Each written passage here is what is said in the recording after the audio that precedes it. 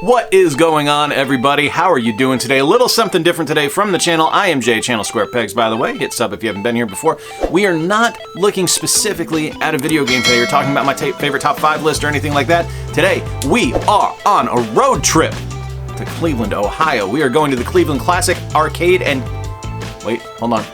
We are going to the Cleveland Classic Console and Arcade Gaming Exposition.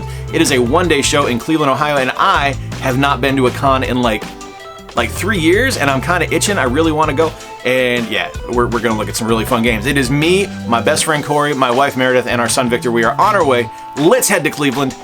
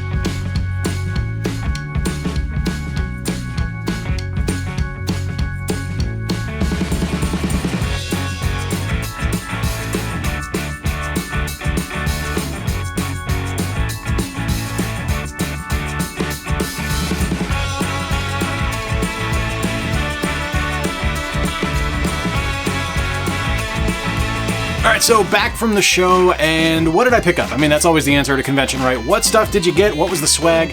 What were the scores? What were the pickups? And I am here to tell you, not much, to be honest with you. I liked the show. It was nice to go to a convention again, but the pickings were kind of slim. There's only so many times you can see the same copy of Aladdin for the Genesis before you pick it up, which, I mean, I did because I didn't have it already, but it was like at every booth. Almost every booth had the same identical stuff, and that was kind of discouraging, you know? A couple other things I picked up as well. I got Pinball Quest for the NES, and I got Little Mermaid for the NES, which I know when I did my Capcom NES rankings I didn't put up very high, but playing it again, I'm actually kind of enjoying it. It's a pretty good game. All you Little Mermaid fans out there, you were right, I was wrong.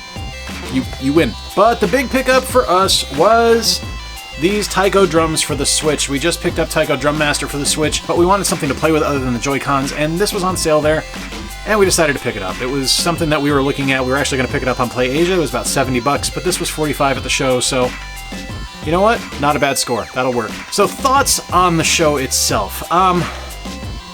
I've been to big shows in my life, and I've been to small shows in my life. I've been going to conventions since I was about 18 years old.